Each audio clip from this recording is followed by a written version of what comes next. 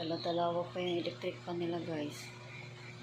Kasi sobrang init. Ayan, tapos tinakpan ko pa sila ng towel dyan sa ibabaw para yung init hindi nila maramdaman yung init kasi nga mayroong takip sa ibabaw na tela. So, yan.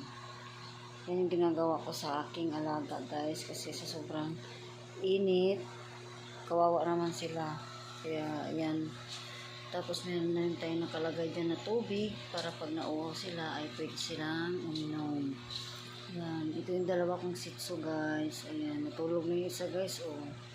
Kasi ito protection din ito guys sa init.